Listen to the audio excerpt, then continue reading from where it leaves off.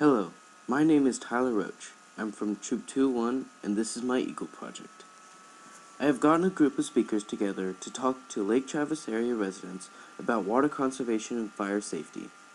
I also put this video together to let more people learn what was talked about during the seminar. Enjoy!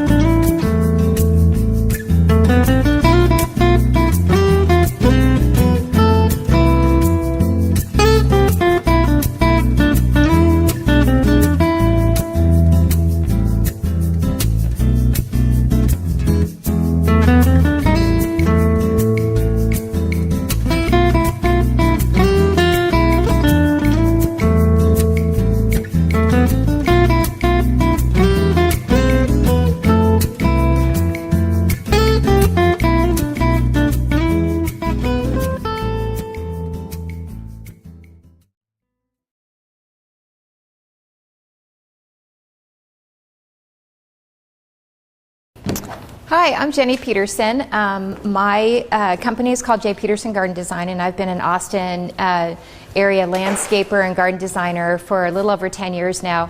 And as we've all seen in the last few years, and as Jenny's been talking about with her presentation, we've seen a really big change in our climate and in our environment and the way we garden and the way we use water in the last few years, and it's really impacted the landscaping industry pretty profoundly. But what I like to tell people, I tell my crew this, I remind colleagues of this. My foreman gets really down in the mouth because he says, you know, we're in the landscape industry, and what if we can't water, then we can't put in landscapes, and not true. This is an opportunity for us to learn how to do things in a different way. It's an opportunity to garden like it's an opportunity to garden where we live, not like we live in the Pacific Northwest where they get a ton of rainfall every year, or, you know, more temperate climates in, say, Florida or up in Maine. Those people have their own different, you know, environmental and weather-related challenges and struggles. It's not the same as ours. But wherever you choose to live, you have to garden and landscape like you live in that area. And for us right now, this means very strict water conservation. So does that mean that you just have to plant cactus and have rocks and no grass and no pretty things? Absolutely not. And before we get into talking about all the beautiful things that you can have and should be having in your gardens right now, I want to clear up a couple of definitions that are important for us to all be clear on. And it's not because I'm, you know, a crazy person about using the English language or anything like that. But if we're going to have a conversation as a community about how to conserve water, we all need to be using the same words in the same way. The first one is xeriscaping. How many people have said or heard the word said xeriscaping? First of all, there's no such word as xeriscaping. That is a made-up word. And second of all, there's no such practice as xeriscaping. Zero, what does zero mean to you? It means nothing. And when we talk about zero-scaping, making up a word like that, we're also making up a practice that's not even sustainable. There's no such thing as putting in a garden or a landscape or using plants that require no water or require no upkeep or no maintenance. That is a fallacy. Even this agave right here needs water. It might not need as much as something down on the other end of the table, but it does need water, particularly as it's getting going. So it's xeriscaping, not zero-scaping. So it's X-E-R-I scaping, not Z-E-R-O scaping. And why is this important? Obviously because we need to learn how to use the practices of xeriscaping, one of which is using native and adapted plants in order to conserve water. So what are native and adapted plants? Native plants are the plants that originally grow in this area. They're adapted to our often harsh growing conditions. And just throw out, what are our growing conditions here? What are we facing here? We have low rainfall, high heat, often high humidity. I'm sorry? Rocky soil. Rocky soil, if you have any soil. Yeah, exactly. Very alkaline soil. And sometimes, even though we don't get a lot of rainfall, when we do get the rainfall, sometimes it's like a deluge, so where we have flooding. So this is a very harsh environment in which to garden. And if we choose to use plants that are not native to this area or adapted plants are ones that didn't grow here originally, but they have been here for a long time and they have adapted to our harsh environments here.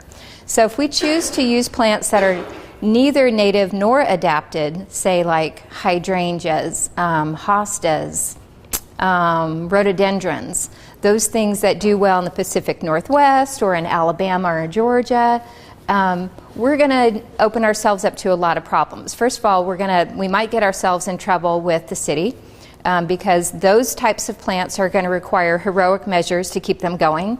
That's lots of water, lots of chemicals. And why do we have to use chemicals? We have to use chemicals because the plant is struggling and it's not healthy.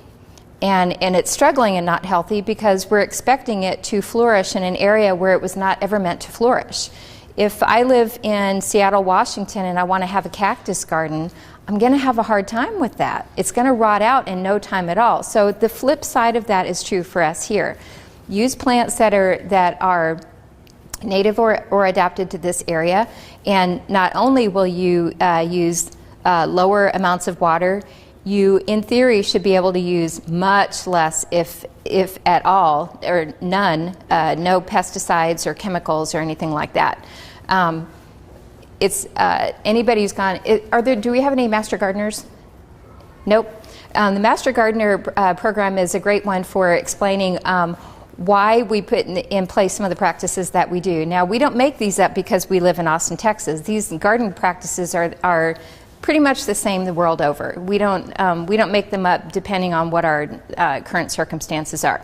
So a healthy plant is healthy because it's got the right soil, it's planted in the right spot, it's getting enough sun or shade, whatever it is that it requires, and it's getting the appropriate amount of water in order to function. Now, if one of those things aren't taking place, you're going to have very unhealthy plants and gardens. That means bugs coming in and attacking. That means wilting. That means dying, shriveling leaves. Diseases like powdery mildew and all of those kinds of things. Now, if you plant and water smartly, like we're showing you how to do today, all of those problems are going to be so dramatically decreased. And it's not a matter of being a tree hugger or any of those other labels that some people like to use. This is just being smart. Just smart. That's all this is. So what I want to do is show you that there are a ton of different plants that you can use in order to save water in your landscape, in your garden. A great resource that I use not only for myself in my garden, but for my clients is the Native and Adapted Landscape Plants book from the City of Austin. It's available free of charge at most nurseries around town. And is that like Home Depot and Lowe's? Is it there as well? Yes, they have them there, and all of it's online. and it is online as well. I like to tell my clients, if it's in this book, we can use it. If it's not in this book, I'm not likely going to plant it in your yard because it's going to struggle. So this is sort of the Bible here. We're going to start with this. So all of these plants are in this book. Now a lot of times people think, oh, if we're going to have a water-wise garden, it means agaves, yuccas, cacti, succulents. And while these are beautiful plants, we don't only have to use these types of plants. These plants will go on a couple of times a month watering, but remember, when you're watering any one of these types of plants, water less frequently and more deeply, and it's going to be a lot better for any one of these, but these in particular. So you can have like these beautiful agaves, you can have the cacti that get the beautiful blooms on them. These succulents succulents are just a group of plants, and it's all in the same plant family that store water in their leaves. That's why these leaves are so big and fleshy. There's water in there. So that means it can go a long period of time without having to have supplemental watering. This is these plants here are great to add into our gardens. That doesn't mean you have to have an entire garden full of these plants. Start with some of these basics, like the red yuccas are beautiful. They almost naturalize over a period of years, and they get those beautiful coral bloom stalks and long stems on them, and just really, really pretty plants. So there's another group of plants when you're at the nursery, look for plants that have like this grayish green silvery foliage. That's a dead indicator that it's a water-wise plant. So this plant is an artemisia, and there are different types of cultivars, is what we call, of artemisias. So if you want something that's low and mounding, there's going to be one for you. If you want something that's going to take up a corner of your yard and get more big and bushy, there's going to be another one for you. Always read the labels and make sure you know what size plant you're buying, because you do not want to be buying a plant that's going to get eventually 10 feet tall and put it underneath your dining room window. That's just not a good choice. So make sure you know what type of plant you're getting and how big it's going to get. So artemisias are good. If you're looking for a beautiful silvery ground cover, the silver ponyfoot is beautiful. I like to put these in container plants too, because it spills down over the side. But that beautiful little gray-green foliage, indicator that it's a low water usage plant. Now this gray Santolina, I love this plant. There's also a green variety of it that's equally drought tolerant. It gets these little tiny button sized yellow flowers on them. Now I personally do not like the smell of this plant. It's kind of soapy and medicinal, but remember, if it smells like this, then the deer probably are not going to want to eat it. So there are reasons why Mother Nature does things the way she does things, but you're welcome to sniff this. I personally don't like it. It's not like a lavender or anything, sexy like that, but it's low water usage and it's a beautiful landscape plant. So look for the cacti, agave, yucca grouping over here. Then look for your gray-green, silvery foliage. And if you really like a lot, maybe a softer look and more flowers, you are not going to be left disappointed here. There's lots of plants in our native plant and adapted plant repertoire that are going to satisfy that need. So look for something like a Mexican bush sage. This is a beautiful plant. Again, a little bit of that gray-green foliage. It's got the beautiful purple flower spikes on it. Now, it's not typically supposed to be blooming right now, so this tells me this one was probably grown in a greenhouse. This one typically blooms more towards the end of summer and into the fall. But this is a great plant to have on hand. Most of us are familiar with lantana. Now, this is the very typical new gold lantana that we see around town, very, very drought tolerant. Again, once it's established, you have to give it enough water to get it going, and then slowly decrease your water usage over time. Don't just, blast it a couple of times with your hose end and call it good. It's not going to, it won't take off and it won't thrive if you do that. But there's a lot of different types of lantanas that we can use in the garden. This is the most typical one, and I brought this one just because this is a very recognizable plant that we're used to seeing around the Central Texas area. But there are different, like more lemony yellow colors, pink, there's purples, there's different color foliage, different sizes, low mounding ones, trailing lantanas, big bushy lantanas, all sorts of them. So, you know, put a bunch of these in your garden. You do have to cut them back once a year, so they're not going to be year-round like this. But really, for about 3 seasons, you're going to get a lot of bang for your buck on a plant like this, spring, summer, and fall. So that's what you want to look for. Plants that, what I always say, if it goes into my garden, it's got to earn its keep. It's not going to be fussy. It's got to look good most of the year, and I'm not going to have to worry about it too much. So this is, lantana is a great plant. Verbena is another favorite of mine. Again, it comes in a lot of different color varieties with the blooms, like purple, mauve, burgundy, pink, white, red, bright pink, light pink. This one you're going to find out in the hill country, just growing, you know, under oak trees and native vegetation. This is a great plant to use in the garden. Very low water usage. Deer tend to leave it alone, but again, as we know, if the deer are hungry enough, they are going to go for really anything. But that's a great one to consider. Okay, so we've got all these plants here. Forgot about this one. This is a four-nerve daisy. This is a little low-growing, kind of clumping plant.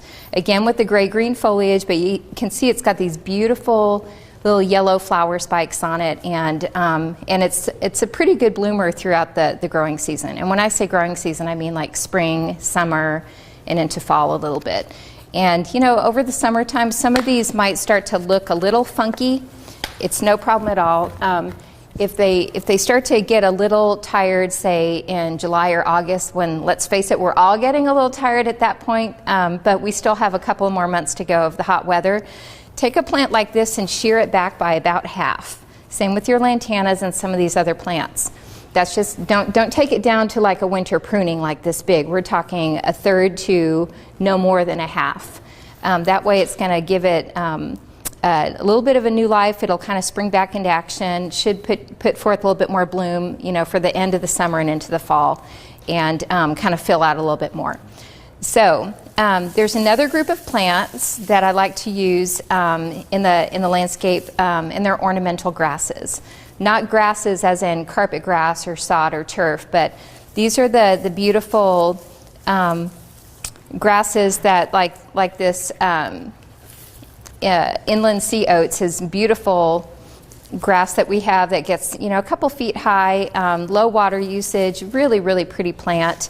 Mexican feathergrass here is one of my favorites. This is the little, it's you know, a little on the small side right now, but this one gets about 18 inches high. It does kind of naturalize a little bit, so if you have an area where you don't like to have a lot of grasses all springing up, just be aware that this one can kind of reseed a little bit, but it's so easy to spot them coming up. They look exactly like this, only like an inch tall, so you can just go out in the garden and pop them out. But this is a great little plant to have in the garden, and this is one of my favorite combinations.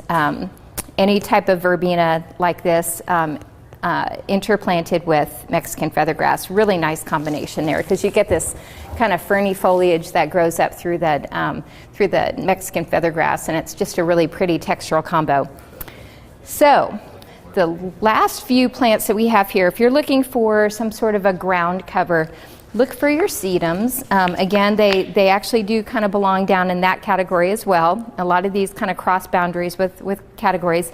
It's a succulent plant. So it's going to hold a lot of moisture in its leaves. And you can see this is the time of year it gets these beautiful little flower spikes on them. And they're sort of insignificant, so meaning that you have to get up close in order to see them and appreciate them. But I kind of like that about some of our plants. You know, not everything needs to be a showy rose bush or, you know, have big purple blooms on it. But sometimes, you know, plants like this kind of invite you up close to look a little bit more closely. But this one is going to, you know, just go, it's not a vertical grower, it's more of a horizontal ground cover. But deer don't like it. It grows anywhere from sun to shade and very low water usage. And another favorite I have is this ice plant. Again, it's a succulent and can Kids love to come up to these things and squish the leaves and see what comes out of it, because I mean, it really is like watery in them, and it's kind of cool feeling. But it's got these beautiful, beautiful fuchsia flowers on them, and I don't know if anybody's ever been to different places in California, but they use them for erosion control, different types of ice plant extensively in California. And it's just a really, really, really beautiful plant. Again, I like to put these in container plants too, because it has that, as you can see, it has that nice cascading effect. And you know, some of these can grow like this long and just filled with a profusion of this color of a bloom. So you can see that in order to have a water-wise garden, you don't have to just have cactus and rocks and nothing soft and nothing pretty. That is so not the case. We have a very, very wide range of plants that we can use and still have that very lush, very colorful, pretty look. As we're kind of looking to conserve water in our gardens. As I'm finishing up, there's just like 4 things that I want to tell you guys about conserving water outside. First is make sure that your soil is in good condition. If you've got really rocky soil or if you've got clay soil, don't bring in whole loads of like brand new topsoil, because then what you're doing is expecting plants to live in really great, luscious kind of quality soil, and it's not going to want to put its roots down into the rocky soil that you already have there. So just try to keep amending, like with compost, just kind of keep incorporating that into your soil and make sure that your soil is healthy and has nutrients in it. Second, make your plant choices good ones. Use that book, All Native and Adapted Plants. It doesn't mean you're being a plant snob, it means you're being smart. Then remember to mulch, because that suppresses weeds and conserves water in the soil. And lastly, water smartly. You don't want to be out there just sprinkling water in your garden every day. You want to, and remember, we're not supposed to be doing that anyway. Once a week, you guys. Once a week, do it weekly, but more deeply. So not frequently, but more deeply when you do. So just really get those plants soaked, and what that's going to do is develop those really deep root systems that will get all of these plants through a really, really bad summer that we've had many of all in a row. So do your homework, use that book as your guide, and then go to really great nurseries and garden centers like the Great Outdoors, Barton Springs Nursery, the Natural Gardener. They're your best resource. I'm not saying you can't get good plants and good help at like a Home Depot or Lowe's, but honestly, they're not trained to do that kind of work. So if you really want some help putting together a water-wise garden, either get a landscaper to help you that knows what they're doing, do your own recognizance work, and then enlist the help of a good local nursery that knows what they're doing. Any questions about any of these plants that I have up here, or anything else? So can you have a vegetable garden and keep within the city guidelines on watering? Yes. Our vegetable garden in the back, we live in South Austin on a full acre, and so we do have a lot of vegetables and herbs that we grow. You can right now, and correct me if I'm wrong on this, Jenny, but the current watering restrictions are geared towards your automatic irrigation system. So right now you can water with the hose end sprayer almost any day, but it has to be during certain times of the day. You can't just water any time during the day that you want. I think it's like before 10 o'clock in the morning or after 7 in the evening. Yeah, so with your herbs and vegetables, or even fruits, if you're growing that out there, you're going to want to either put in a drip system, so it's very efficient, and then use that once a week and do a really deep, thorough watering. Or you can use your automatic irrigation system, but again, once a week. But we use the hose end, and so we probably every other day we're out there, and we just get that water right where it needs to go. Any other questions? Yes, ma'am. Sod. What would be the best if you were going to put small areas of sod? Okay, well, the worst one right now is St. Augustine, and I love it because it's a beautiful carpet grass, but it is the most thirsty one that we have. So if you are looking to either replace your grass or your lawn area or start a new one, My recommendation is to go with something like a buffalo grass, or the Lady Bird Johnson Wildflower Center has developed with UT a combination, a mix of native grasses called Habiturf. And it's a very, very good quality seed that's formulated to work in our environment. Now, just a heads up on those things. Those types of grasses, if you opt to plant them, they're typically sown by seed, not by like sod pieces. You're not going to roll them out like you would a carpet grass. These are seeding grasses. So that might tell you in your head, seed, it's cheap. I can do this for nothing, hardly anything. Not really the case.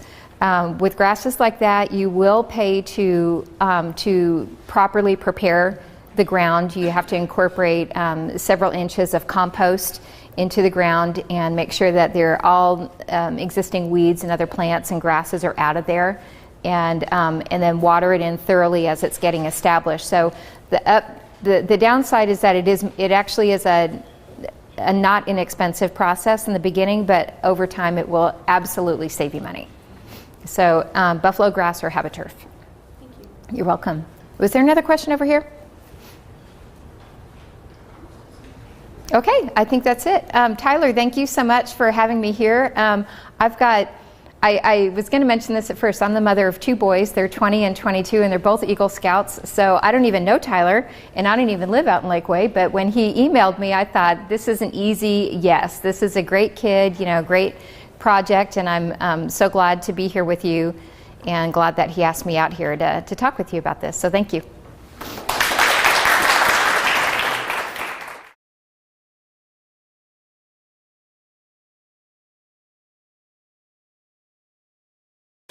Good. My name is Lieutenant McAnally with Lake Travis Fire Rescue, and we were tasked with a project this morning to come and give you all a little information about wildfires and how they affect the urban interface, which is what we all live in here.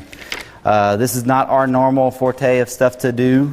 We have guys that do it, but they were already booked for another event, so they tasked us to do it, and we will do our best to answer any questions and give you as much information as we can. We did bring some literature that they dropped off for us that we can go over and touch through it and touch base on things, and a lot of stuff is what the landscape lady here had already told you all about, with the different plants and how to plant and where to plant, and shrubs and how they can grow up against your house, or things that we're going to touch base on.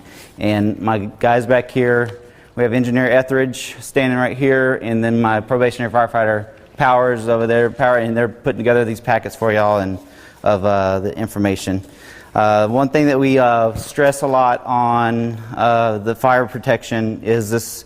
There's a website on the back side of this booklet here. It's called firewise.org, and you can find out almost every bit of information you'll want to know how to protect your home in case of a wildfire, to help give it the most survivability possible that would be able to do, and planting things that are going to be to help your landscape, keeping plants short, and not plants that are going to grow real tall. Like she had made a quote towards putting a tree right outside your dining room window that's going to grow 10 feet. Well, that the canopy of that can catch on fire, and then embers can get into the soffits of your house, and then get in the attic, and then start to fire and just work its way back down.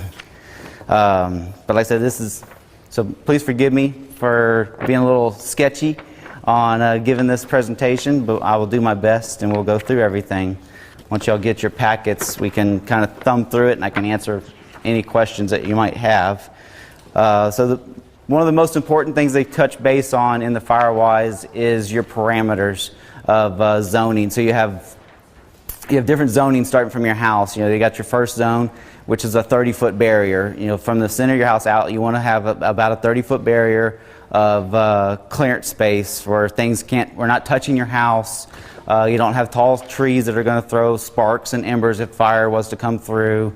You plant smartly where you have shrubs that are shorter, and your trees are manicured, and dead limbs are cut out of it, and they're thinned out, and things of that nature is what the books are going to go over a lot on. And then you have your next zone, which is going to be from like 30 to 100 feet or so, And it just goes on to tell you a little bit more about how you should, be interested in your neighbor's yard even, and what they do to prune their yard and their trees, and what kind of shrubs they keep around, especially if it goes up to a fence that you're joined with them. If you have a privacy fence, if you're joining with your neighbor and they have a shrub that grows right next to it that might be up against the green belt. If the green belt was to catch on fire, it catches that shrub, then ignites the fence, which is connected to yours, which is then connected to your house.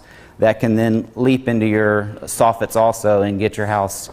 Fortunately, most of the houses here are going to be a brick or stucco facade outside, which is, they'll also indicate in here that that's one of your best things, masonry products for the exterior exposure. Protection will give you your best defense against wildfires. Having closed-in soffits, so that meaning where your roof comes down and the bottom part of your house meets, that's going to be your soffit area. Normally you have to have vents in there, or holes to help vent the attic out. That's a good place for embers to come into the house, because it'll pull a draft. The way fire pushes through, it has all the heat in it, has a lot of force, and it can pull the embers into the attic, and then of course start the attic on fire. One thing that I don't know if they've mentioned in this booklet, but I know we had a class that says, if you can get like screen material, I think it's the 6 or 8 mil, or I don't remember how they designate it, but the smaller grid screen mesh. If you can put that over your soffits on the outside or on the inside, and that'll cover up those holes, and embers will have a harder time to get through the mesh. If you have dormers, you can do that on the dormers also. That'll help keep the embers from coming inside the attic. If you can put a mesh-like device on those, will help out a lot. And then there's another booklet here that is pretty useful that I kind of thumbed through a little bit today, and it breaks down the zones I was telling you all about, and then also it tells you a lot of the plants that are easy to plant and that we recommend to use, that are not as susceptible to spreading fire as fast and so forth, and it tells you the construction materials that we prefer to use. Stay away from wood shank or wood roof material, metal and composite shingles, and then your clay tiles for your roof are all good items to use for your roof.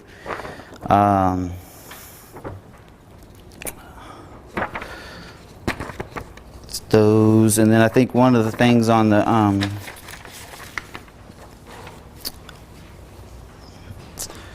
fire safety around the house is one thing that was wanting to be brought up. Good fire safety, it's in the booklets, is keeping your lawn manicured, which will also, I believe, will help control on the water usage and things of that nature. If you keep your yard manicured, low cut, that will help keep the spread of fire down so it doesn't come up close to the house. Ways to prevent forest fires or wildfires. A lot of people don't realize that even glass bottles thrown out can cause fires to start, with the light coming through and reflecting, and starting the grass on fire can start fires. Of course, the biggest thing we see is cigarette butts being thrown out. Those things can smolder for hours after being thrown out. Just because you see it go bouncing across the road and might throw a couple sparks, it's still hot. And a good gust of wind comes through, can light that filter material up. The filter material will burn over time, depending on how much air it gets, and if it doesn't get smothered out of any sort, it can burn and start a fire eventually also. It doesn't happen all the time, but it can. A lot of people they take it for granted, and out goes the cigarette butt, and a good gust of wind, which we've all seen. The wind's blowing right now, probably blowing about 5 to 6 miles an hour right now out there. So that's enough wind to kick up a wildfire and get it going. Minimizing risk around your home. The minimizing the risk part would be to keep your shrubs cut down low, keep them away from the house. If you have a fence that comes right up to your house, make sure it has an easier way to be pushed down so that way you can take that fuel source away from your house. That would minimize the risk. Trash cans, make sure they're either in the garage or away from the house, because things can land inside of those, start the material that might be inside of them on fire. Then you got a fuel source right there. Stacks of wood, firewood for your fireplace. You want to keep those away from the house. Propane tanks, gasoline, storage sheds. Those kind of things will help reduce your risk of keeping wildfire from burning the house down. You touch base on clearing brush and trees. We kind of touched base on that already. You want to keep all the dead material out of the trees and keep them pruned nice, and it'll also help make them healthier trees and grow better, and they'll sustain life a lot better. What to do in evacuation. The orange sheet here will kind of give you a little bit of information about what to do in case of evacuation. They say get ready, set, go is the saying they're using. And basically you want to make sure you have a defensible space around your property. Defensible space would be an area that you can safely be in if a fire was to come. So let's say that 30-foot space I'm telling you all about. If you keep it cut down and nice and neat, well, the fires, most time fires around here are not going to jump that far. You would be safe in that place if you got trapped. So let's say the fire's all around your neighborhood, you can't get out. That's kind of your defensible space, is if you have your area that's safe. You can get out there with your water hose, start watering things down, make it moist, and you have a defensible space if all else fails, you can't get out. Create a family disaster plan. What they're wanting you to kind of do on that is have a plan, so if something was to happen and your family wasn't at the house with you, y'all were separated, someone was at a party on the other side of town, or at the grocery store shopping, and something came up, have a plan on where you would meet. If you would meet at a family house across the town, or you would meet at the mall or something, have an idea what you would do in a crisis situation, which if you live in Steiner Ranch, we've all had that situation come up, where you come home and you can't even get in your neighborhood because the law enforcement has 620 shut down. So it happens, and a lot of people weren't prepared and weren't ready for it because they had no idea. And that's why we're trying to get a lot of this information out to educate everybody to know to have these kind of things ready. It's just like a fire drill at school. We've all done them our whole life, and all through grade school, fire drills are good things to do. Same thing with your house. Have an escape plan, have a place to meet. If you have to, have a big open field can be your place to meet. And just research it, or study it with your family, go over it just like a fire drill once every 6 months or so, or when we change the smoke detector batteries, every time the clock changes, you can go over the fire drill or evacuation plan or something. That's what we recommend. A lot of times they're trying to get away from that because they say change your batteries twice a year. We just say, every time you change the clocks, forward or backwards, go ahead and change your batteries, go over your evacuation plan, go over your fire drill with kiddos, make sure they understand what's going on, know where to meet, phone numbers to call, things of that nature. Identify evacuation routes. With Steiner, we only have really 1 to 2 ways out. A lot of people, when they were evacuated out of Steiner, they said, oh, well, there's only one way out, up Quinlan Park or out Steiner Ranch. And they're like, well, what about this way? And they're like, what way? They didn't know that, once you got to the elementary school there where Steiner and Quinlan meet, that you could go either way to make it to 620. They only knew the one way in, one way out. And so we had to educate a lot of people on that. And but know your area, know your streets, know which ones go in and out, and if there's back roads, dirt roads, cut roads, or whatever, utilize those. Google Maps shows a lot of roads that aren't on the maps. If you can get in there and look at those, really study out your surroundings of where you live and what are ways to get out and get away and get to another alternate way to get to a major thoroughfare, 620, 2222, 71. Know how to take an alternate route. Have multiple backups whenever you live in a community that does only have 1 or 2 ways in or out. Emergency kit. They're saying to assemble emergency kit. They're talking like if it's wintertime, of course, you want a blanket, some food of some sort, canned foods that have long shelf life, you can put in a kit. You might even want to, when you put your kit together, whenever you go over your disaster plan, go through the kit also and say, okay, what's out of date? Let's go ahead and replace that. Get it, stocked back up at that time would be a good time to check for dates on whatever. But have your flashlights and extra batteries and food rations, bottled water. I know you don't like bottled water, but It's okay for safety.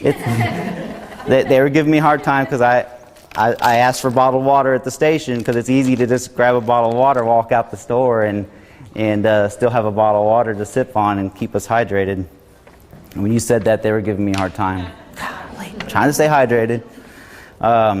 So those are some of the things you can put in. I believe on the FireWise, I believe on the FireWise website and on this Texas Firestorm, I believe they give you a description of what would be good things to put in this emergency kit. Like I said, I'm sorry that I don't know everything about what needs to be said because we don't normally put on the classes for these. So I don't know 100%. They don't tell us everything. They just kind of say here. And since I am a little unsure of some of this stuff, I will go back today and I'm going to go over it and educate myself and make sure that I do know, so when I'm out in the public, I will be able to have a better idea of what to do and answer questions a lot better. But if from other emergency kits that I've seen and heard of, those are some of the things you're going to want: batteries, a blanket, some kind of shelter, maybe possibly, a compass, flashlights, batteries, some food, maybe a way to cook the food. I know like Academy has those little packets you can buy that are heat sources for camping. These guys here with the Boy Scouts are aware of that. They're real small, easy to pack. They don't take up much space. They don't take up much energy. You just mix a few things together and you got a heat source to heat up your food. And then getting set. So gathering your family members and pets. So if you know that there's an event coming or you see something coming or whatever, they're wanting you to get prepared. Get your family members notified. Have your pet carriers ready to go if you're going to carry your pet in that. Things of that nature. Be ready to evacuate if you have to. They recommend to back your car in, because in that kind of situation, you're going to have everybody's going to want to be getting out. And what's the hardest thing to do in traffic is to back out. So they're saying to back in your driveway so you can pull straight out, and it's easier because you're already pointing forward. You're not having to look over your shoulder to see where you're going. So it's easier to pull out of a parking spot, and because you can see where you're going, you can start nudging your way in and make someone let you in, is why they recommend for you to back your vehicle in.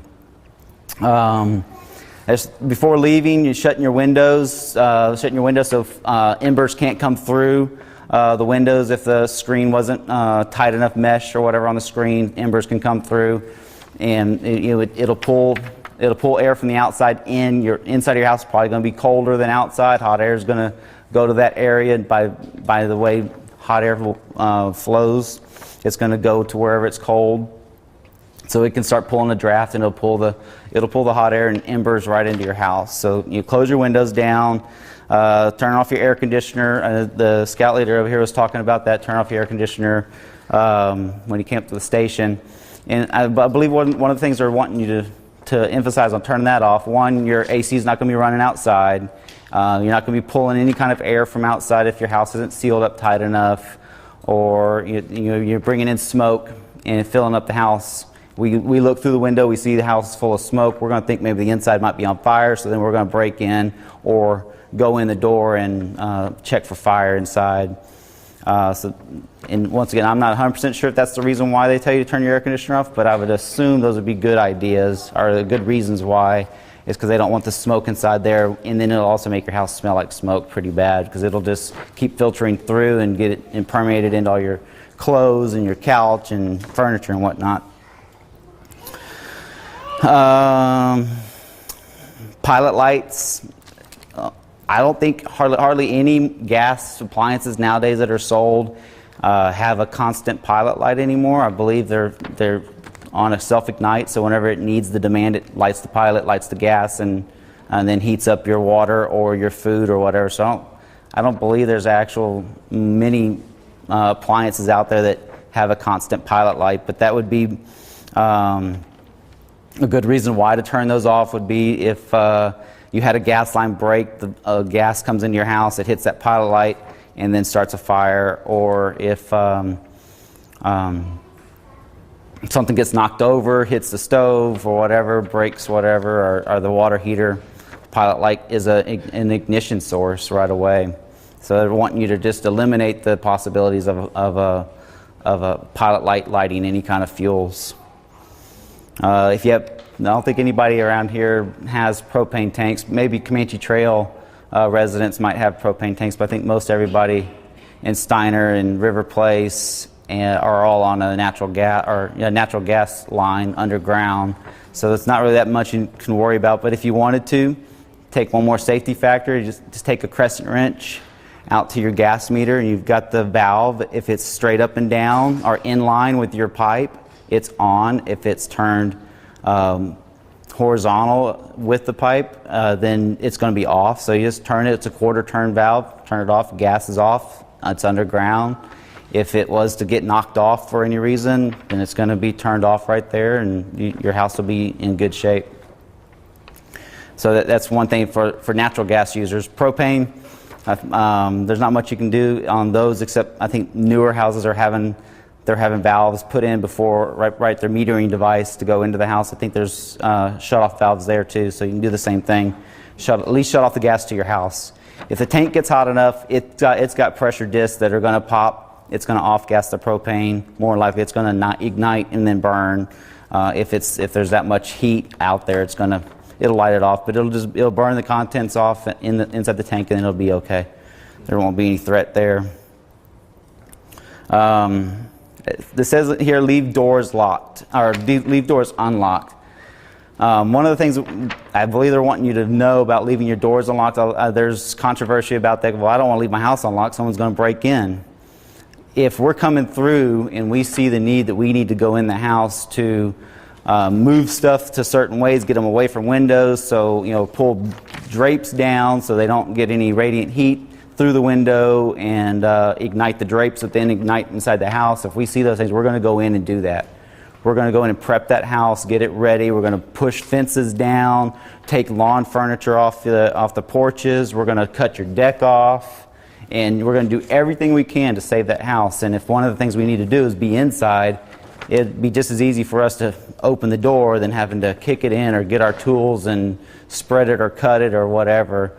I was telling the scout leader that there's not a home door out there that's going to stop us. We'll get in one way or the other if it's locked or not. But it saves us a lot of headache and trouble.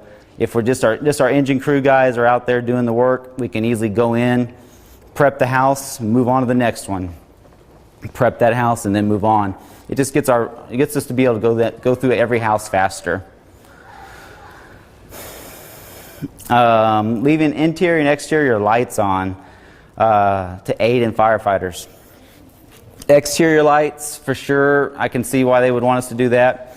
If it's nighttime, the only light we have is either on our helmet or our hand light we're carrying, and it gets dark out there, especially if power is out. Then it doesn't matter anyways. But if it's not, it would help us to see. Oh, hey, they got a fence right there. It's going up to the house. They got bushes right there. Let's take the chainsaw and cut those down.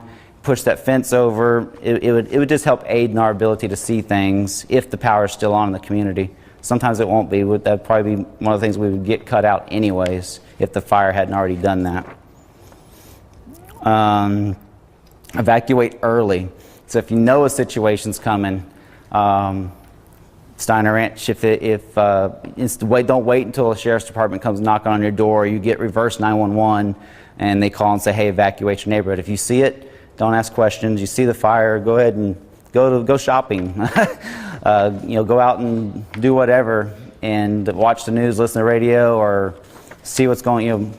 Move on is what they're wanting you to do. Is just get out early so that way it's not a mass panic situation right there at the end. So when they do call and say, hey, you need to get out, or the sheriff's department is driving down the road with the PA saying evacuate, you're already gone. You're not a problem. We can get in there and do our job. The sheriff's department can do their job without having a lot of hassle and repeating themselves throughout the whole community.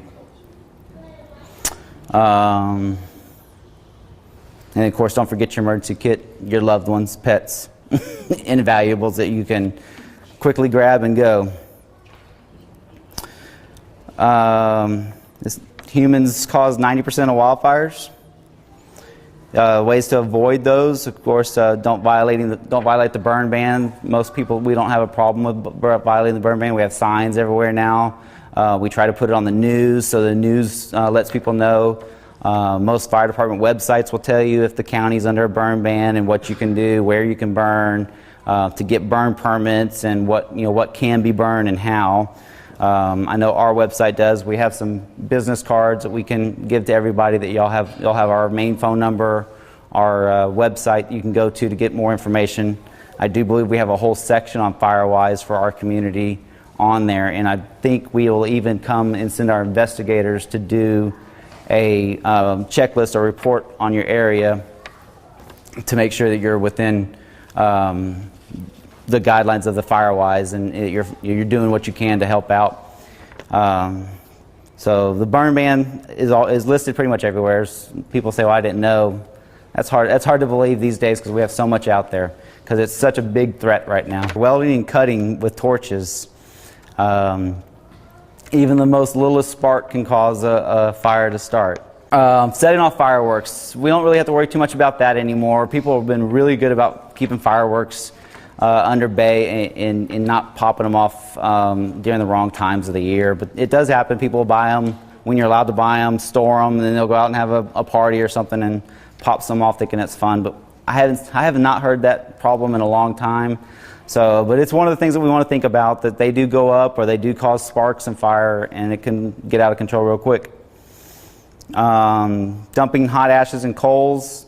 So like if you have your barbecue pit and you want to discard, go ahead and leave it in the pit, let them cool off, put a little water on them, make sure they're cold to the touch even. So you pour the water on it, you don't see any more smoke or steam coming off. Use the back of your hand, just reach down there and see how cold they are. If they're cold, then you can discard them into your compost pile and start turning it in, and all the nitrogen within the ashes will help out with good fertilizer. Right? Right.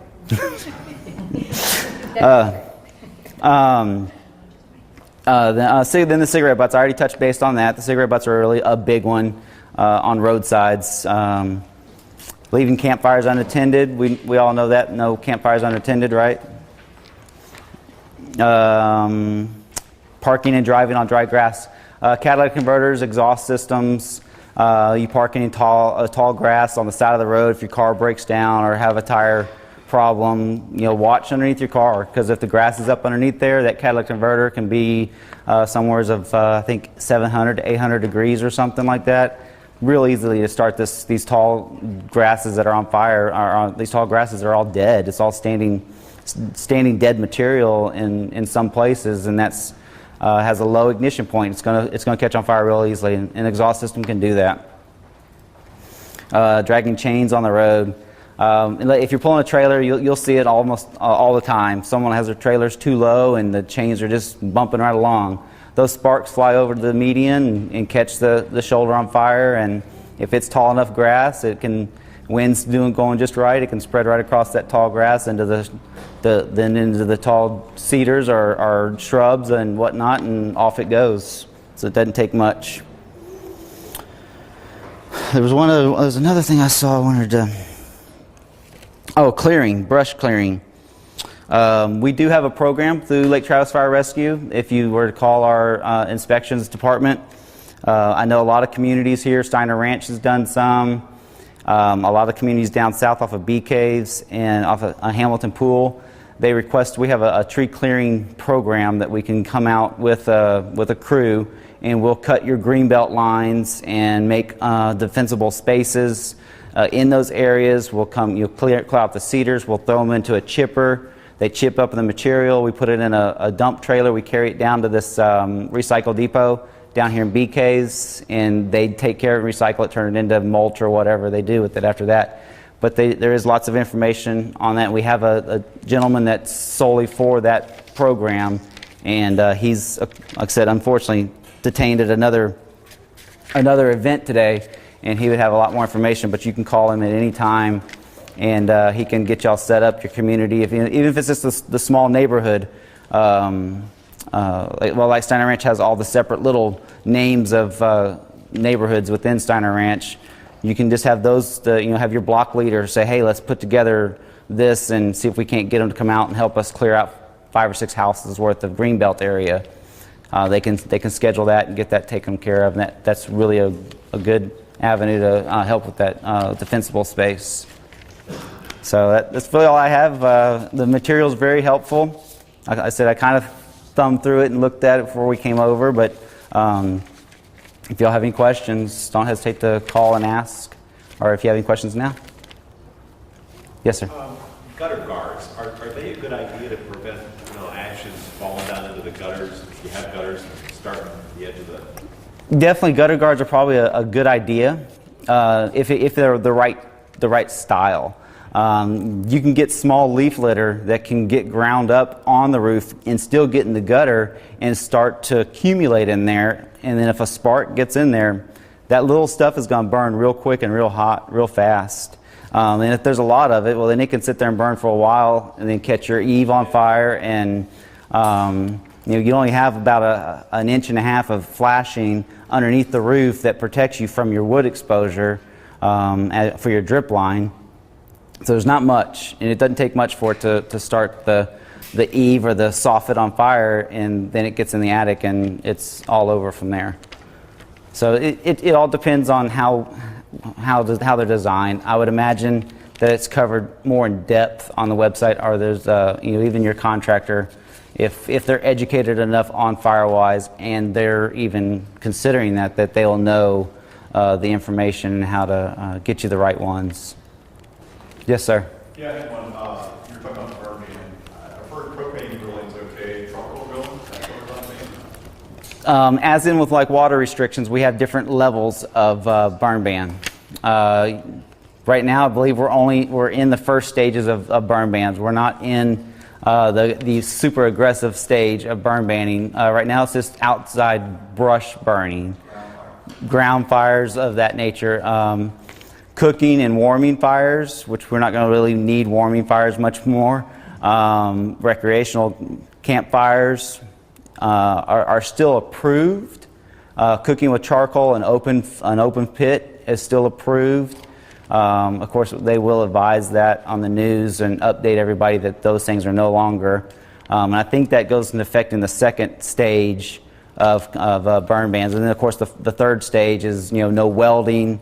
No outdoor cooking. They put locks and chains on the grills at the parks and everything, but we're not at that point just yet.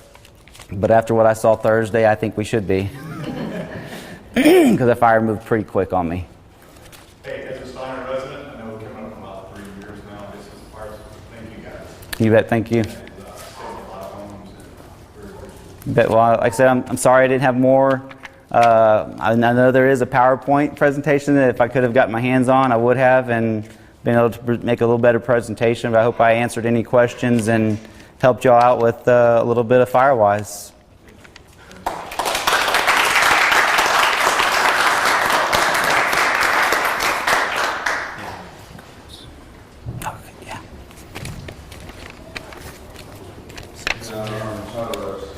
So I just wanted to say thank you guys for being able to come out. Also, I have pamphlets about the event that Scout made, and if you guys could pick that up. Also, if you guys could pick up multiples of those and to hand them out to your neighbors, friends, family.